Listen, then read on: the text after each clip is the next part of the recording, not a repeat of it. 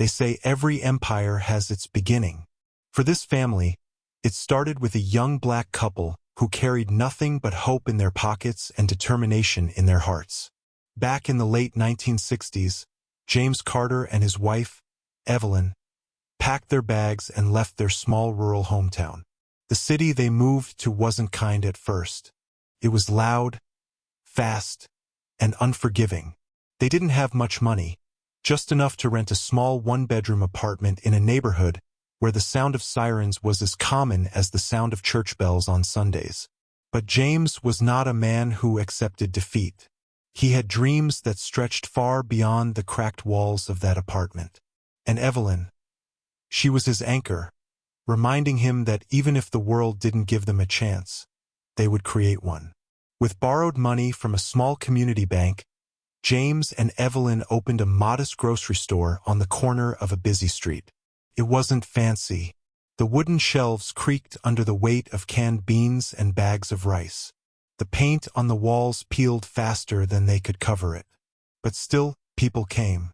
Not just because of the food, but because of the way James treated everyone who walked through that door. Respect, dignity, and warmth. In a time when the world often looked down on them because of the color of their skin, James gave people a place where they felt seen. Slowly, the little store grew, first into 2 stores, then into a chain.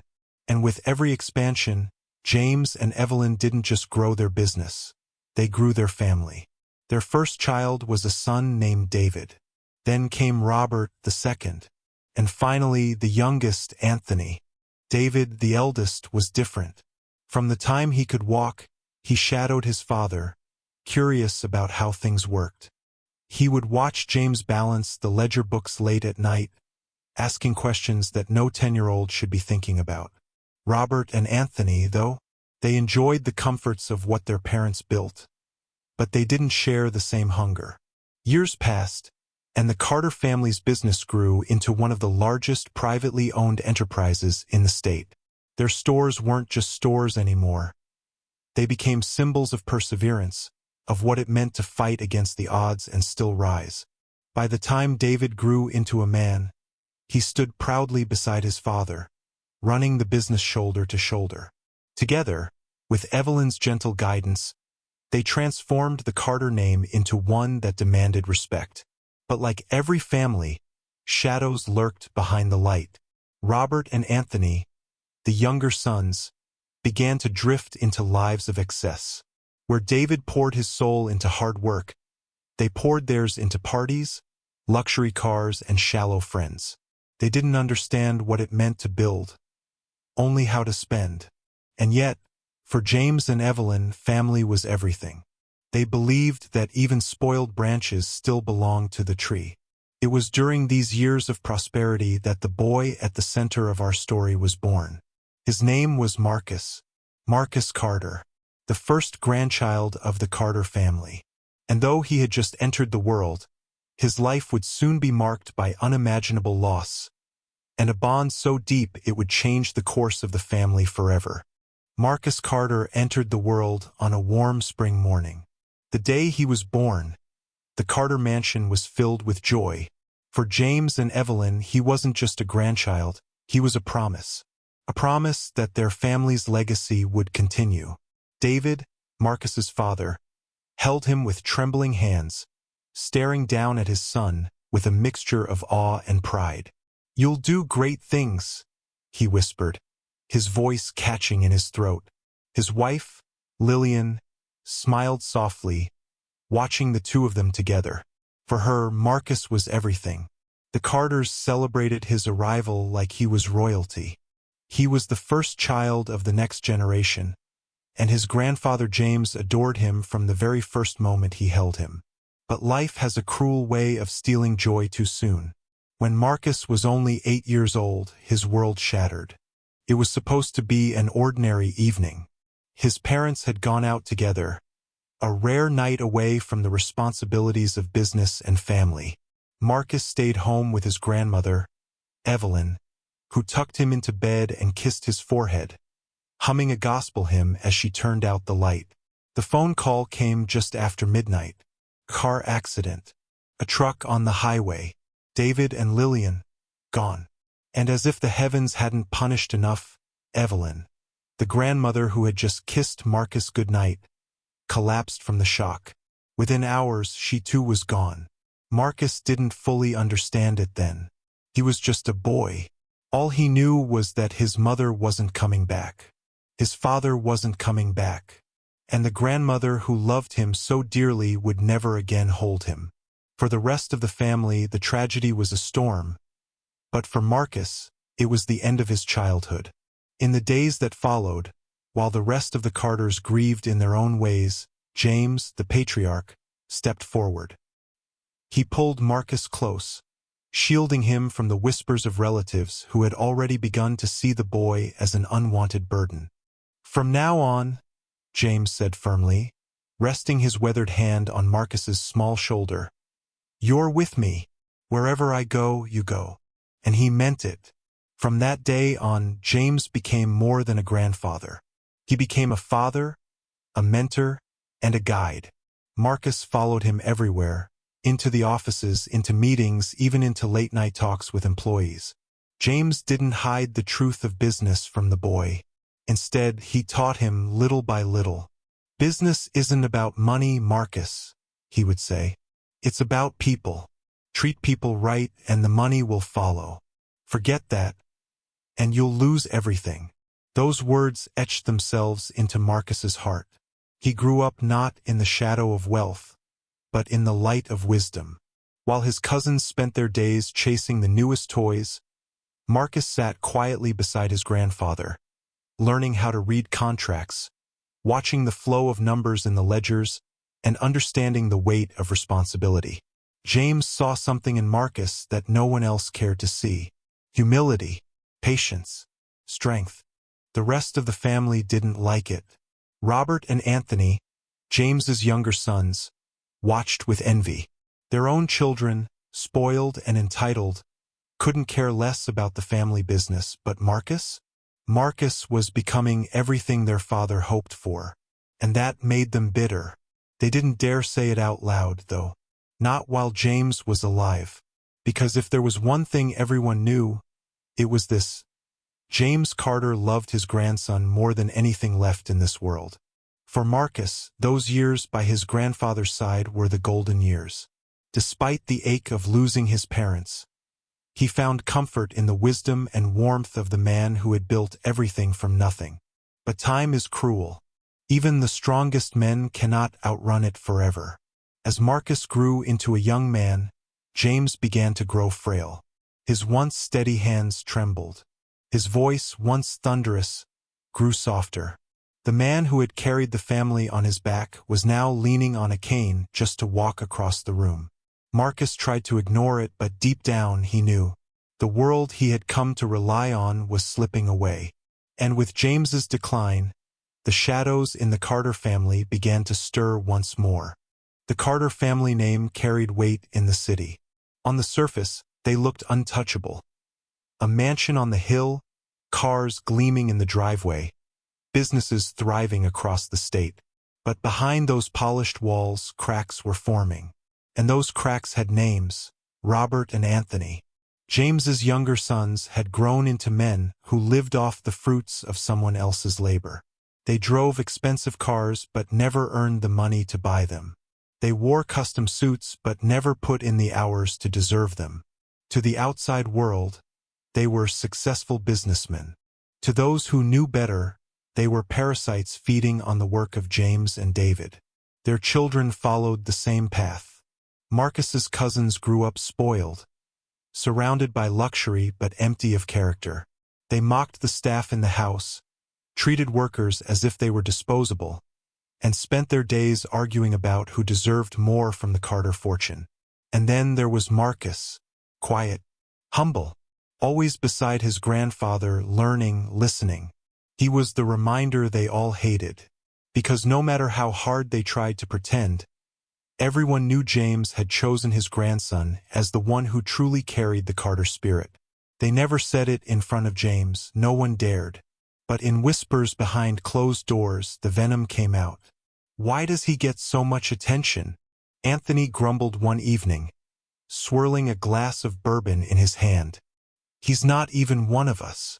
His father's gone. He's just a kid." Robert smirked. "A kid who walks around like he owns the place, always in father's ear, always sitting in on meetings. My son should be the one learning the business, not him." Their wives joined in too, whispering in the hallways about how Marcus didn't belong, how he was just a reminder of tragedy, how he was nothing more than an inconvenience. And though Marcus was still young, he wasn't blind. He saw the way they looked at him, the cold glances, the forced smiles that disappeared as soon as he left the room. He heard the mocking laughter when they thought he wasn't listening. But he said nothing, because James had taught him better. Let your characters speak louder than their words, his grandfather told him one night as they sat by the fireplace. You don't fight small people with small actions. You rise above them. That's what makes you different. So Marcus stayed humble, even as the whispers grew louder. But envy is a seed that never stays hidden for long. It grows, twisting itself into anger, into resentment. And in the Carter family, that seed was beginning to bloom. When James began to fall ill, his body weakening, his steps slower, the vultures in the family saw opportunity. "He can't protect the boy forever," one cousin sneered. "Once he's gone," another replied, "Marcus will finally learn his place." They didn't know it yet, but the storm they were planning would eventually destroy them all. For now, Marcus clung to the only anchor he had left, his grandfather. But the man who had built an empire from nothing was slipping further away each day. And Marcus could feel the ground beneath him starting to crack. Because when James was gone, he knew, so would be his shield. The mansion was quiet in those final days. Too quiet. James Carter, the man who once filled every room with his booming laugh, who carried himself with the strength of a lion, was confined to his bed. His voice, once commanding enough to silence a boardroom, had grown thin, like a whisper carried on the wind. Marcus sat beside him every day. He read to him, adjusted his pillows, held his hand through the long nights when sleep wouldn't come. For Marcus, it wasn't a burden. It was love. The kind of love that doesn't ask for anything in return. The rest of the family visited, of course. They showed up in polished suits, their wives in expensive dresses, their children dragging along reluctantly. They stood at the doorway, offering empty smiles and hollow words. But Marcus could see the truth in their eyes. They weren't there out of love. They were there to wait, waiting for James Carter, the foundation of everything, to take his last breath so they could scramble for what was left behind. One evening, as Marcus sat quietly by the bedside, James motioned for him to lean closer. His hand, frail but steady, gripped his grandson's fingers. "Marcus," he whispered, his eyes sharp even through the haze of sickness. "Listen to me. People will show you who they are when they think you have nothing. Don't hate them for it. Just remember." Marcus nodded, tears blurring his vision. He didn't want to hear these words. He didn't want to accept that the man who had been his anchor was slipping away. But deep down, he knew. Days later, James Carter took his final breath. The mansion that had once been a home of unity turned into a theater of chaos. The day of his funeral was filled with cameras, business partners, politicians, and neighbors who all wanted to pay their respects. To the world, James was a titan, a symbol of strength and perseverance. But behind closed doors, when the mourners left and the lights dimmed, the true faces of the Carter family revealed themselves. The whispers that once stayed hidden grew into open sneers. The cold glances turned into sharp words. "Why is he still here?" an aunt muttered under her breath as Marcus walked into the dining room. "He's dead weight now," one cousin scoffed. "Father spoiled him. Without him, Marcus is nothing." First, Marcus tried to ignore it. He buried himself in the lessons his grandfather had taught him, reminding himself to rise above. But it didn't take long before the hostility grew unbearable. They stopped inviting him to family dinners. They sent the staff away when he needed help. They laughed at him openly, mocking him as if he were some unwanted stranger in the very house he was born into. And then, one evening, the words came sharp and cruel. "You don't belong here anymore," Robert said coldly, his voice dripping with disdain. "This is not your home. You're nothing but a burden." The others nodded in agreement. Even the cousins smirked, delighted to see the humiliation.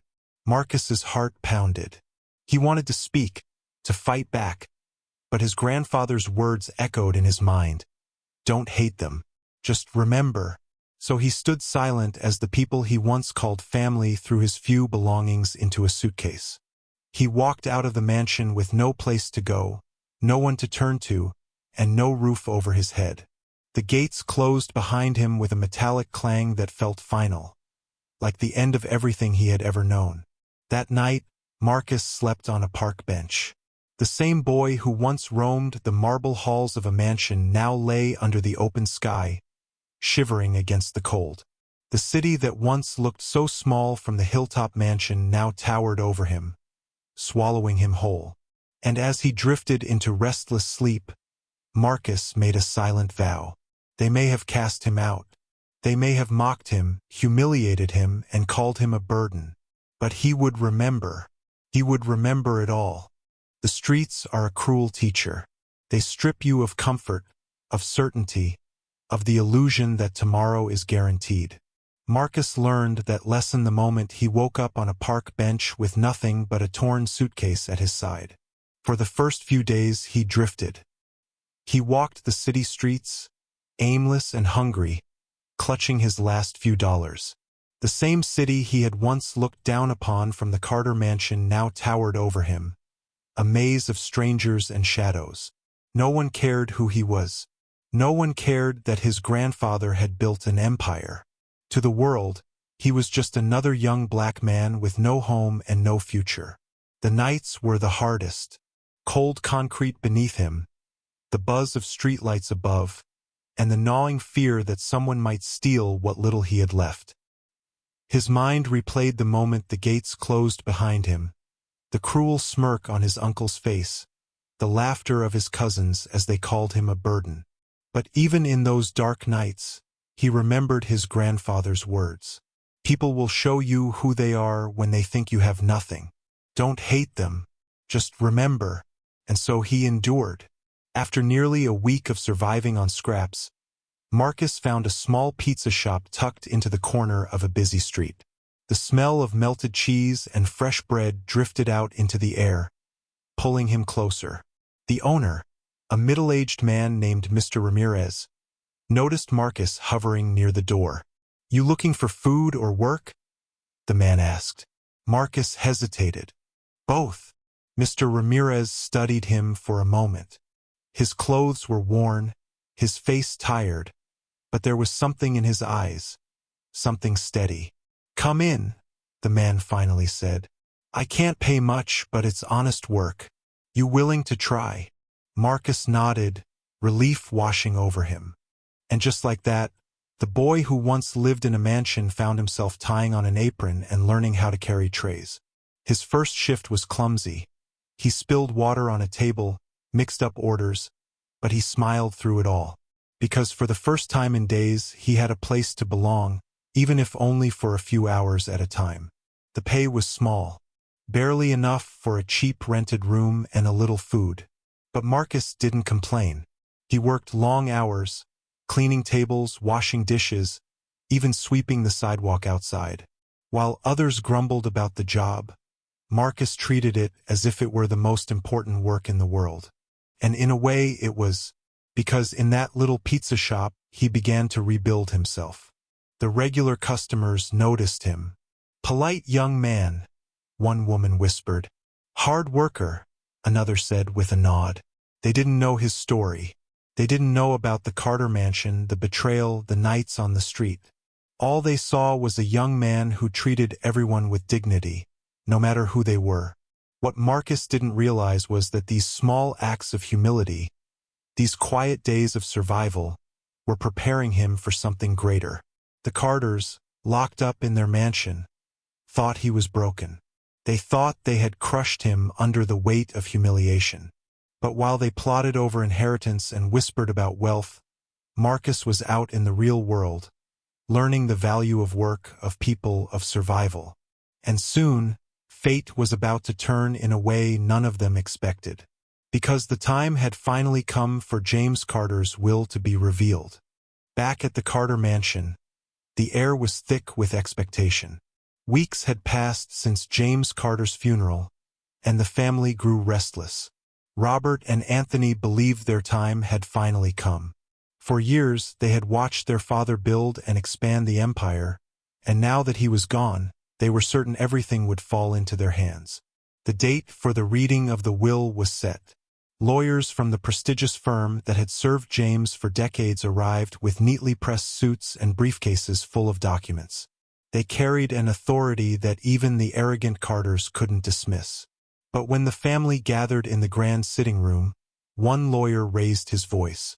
"Before we begin," he said, "it is a strict instruction from Mr. James Carter that every single living family member must be present for the reading of this will. No exceptions." Robert frowned. "We're all here." The lawyer's gaze swept the room. "No, you are not. Where is Marcus Carter?" A silence fell over the room. Eyes darted nervously. Some rolled in annoyance. Finally, Anthony's wife forced a laugh. "Marcus? Oh, he's gone. He left after the funeral. We don't know where he is." The lawyer's expression hardened. "Then we cannot proceed." "What do you mean?" Robert snapped. "I mean," the lawyer repeated firmly. Mr. Carter's orders were clear. The will is to be revealed only in the presence of all direct heirs. If Marcus is not here, the will remains sealed. And with that, the lawyers closed their briefcases and walked out, leaving the family stunned. For the first time, doubt crept into their minds. Why would James insist that Marcus be present? What possible reason could there be, unless Marcus was more important than they wanted to admit? Meanwhile, across town, Marcus was finishing a late shift at the pizza shop when the phone rang. Mr. Ramirez handed him the receiver. "It's for you," he said, puzzled. Marcus pressed the phone to his ear. "Is this Marcus Carter?" a voice asked. "Yes," Marcus replied cautiously. "This is Harold Green, attorney for the Carter estate. We've been searching for you. There are matters concerning your grandfather's will that require your immediate attention. Can you meet us tomorrow morning?" Marcus's heart skipped. The will. He hadn't thought about it, hadn't dared to. A part of him had already let go of the Carter name, convinced he no longer belonged to it. Still, something in the lawyer's tone told him this meeting was important. The next morning, Marcus walked into the law office, dressed in the same simple clothes he wore to the pizza shop. He felt out of place among the polished furniture and glass walls, but he lifted his head high. Harold Green greeted him with a firm handshake.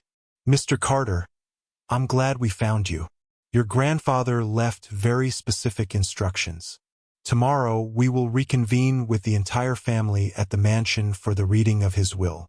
And you, young man, must be there." Marcus nodded slowly, a swirl of emotions rushing through him. Fear, curiosity, and something he hadn't felt in a long time, hope. That night, as he lay in his small rented room, Marcus stared at the ceiling, his thoughts racing. He remembered his grandfather's frail voice. "People will show you who they are when they think you have nothing." Tomorrow, he would finally learn what his grandfather had left behind. And tomorrow, the Carter family would learn a truth that would shatter their world. The Carter mansion had never been so tense. The family gathered in the grand sitting room, dressed sharply, their faces pulled into masks of anticipation. They sat in leather chairs and on velvet couches, the air thick with perfume and greed. But when Marcus entered the room, all masks slipped. He walked in quietly, wearing the same modest clothes he had worn to the pizza shop. No designer suit, no polished shoes, just Marcus. Heads turned. Cousins sneered. Aunts whispered. Robert muttered under his breath, "What is he doing here?" But the lawyers didn't hesitate. "Now that everyone is present, we may begin." The room fell silent. The lead attorney, Harold Green, opened the envelope, his voice steady as he began to read James Carter's final words. "To my family, I leave behind not only a fortune, but a legacy. A legacy built not from privilege, but from struggle. I have watched carefully to see who among you understands what this legacy truly means. Some of you have disappointed me. Some of you have forgotten the value of hard work, humility, and respect. But there is one who has not." Murmurs rippled across the room. Eyes darted toward Marcus, then quickly away. The lawyer continued, "To my eldest son's child, my grandson Marcus Carter, I leave full ownership of the Carter estate, including all properties, assets, and controlling shares of the business. It is my wish that he carry forward the name with the same dignity and strength I tried to live by." The words hung in the air like a thunderclap. The room erupted. "What?" Robert shot to his feet, his face red with rage. "This is outrageous," Anthony shouted. "He's just a boy. He doesn't know anything about business." Their wives gasped. Their children stared in disbelief. But Marcus sat still, his heart pounding in his chest. He couldn't move, couldn't speak. His grandfather's voice echoed in his mind. "You're with me. Wherever I go, you go." And now, even in death, James Carter had kept that promise. The lawyer raised his hand for silence. "There is more." The room stilled again. "To the rest of my family, you are not abandoned. You will be cared for, your needs met. But you are not entitled to leadership. Wealth without responsibility is a curse, and I will not leave my life's work in careless hands." Robert collapsed back into his chair, fuming. Anthony clenched his fists, his knuckles white. The cousins stared at Marcus with open hatred, their entitlement slipping away like sand through their fingers. But Marcus, he took a deep breath, straightened his back, and finally lifted his head. He wasn't the boy they had mocked. He wasn't the burden they had cast out. He was James Carter's heir, the rightful successor, the one chosen not by privilege, but by character. And for the first time since his grandfather's death, Marcus felt the weight of his place in the family. Not as the outcast, not as the servant, but as the new head of the Carter Empire. The room was silent now, heavy with shock and resentment. But Marcus didn't meet their glares with anger. Instead, he remembered his grandfather's last lesson. Don't hate them, just remember. The mansion felt different now. The same walls that had once echoed with insults and mockery stood silent as Marcus walked through them. Not as an outcast, not as a servant, but as the master of the house. The family trailed behind him, still stunned from the will reading. Robert's jaw clenched tight, Anthony's face was pale, and the cousins huddled together, whispering angrily. They couldn't accept what had just happened. But Marcus wasn't here to gloat. He wasn't here to punish. He remembered the long nights on the street, the taste of stale bread, the humiliation of being tossed aside by the very people who now sat trembling before him. He had every reason to cast them out forever. And yet, when he stood in the center of the grand hall, he saw his grandfather's portrait hanging above the fireplace.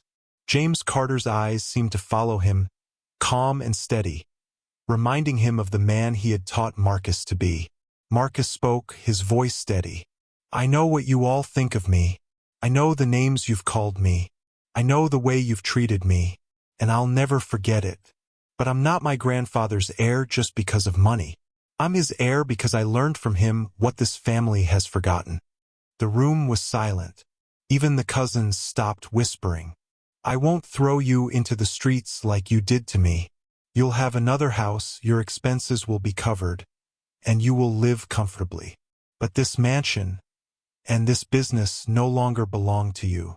They belong to me, and from this day forward, things will not be the same." Robert stood, trembling with anger. You can't just push us aside. We built this too. Marcus looked at him, calm but unflinching. You squandered what you were given. I built nothing, and yet I survived. That's the difference. Anthony lowered his head, saying nothing. Marcus turned to the lawyers. Make sure they're moved into the other property by the end of the week. The decision was final. And just like that, the power dynamic shifted.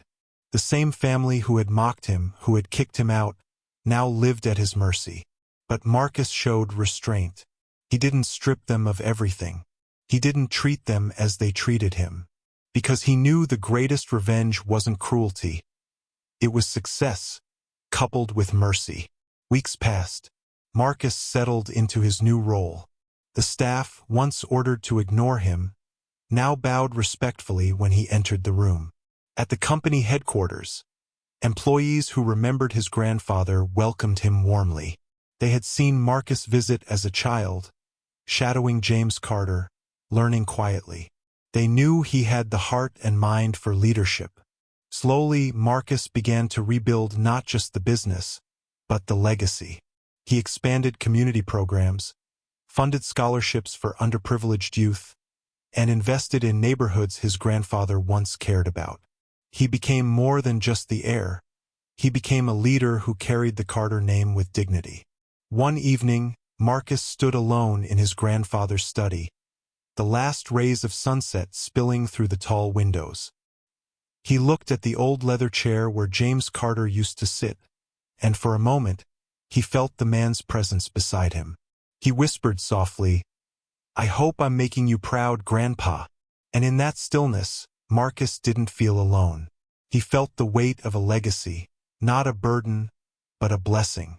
He had been the boy nobody wanted, the servant in his own house, the outcast left on the streets. And now, he was Marcus Carter, the heir, the leader, the man who turned pain into power and chose mercy over hate. And that, more than wealth or status, was the true inheritance.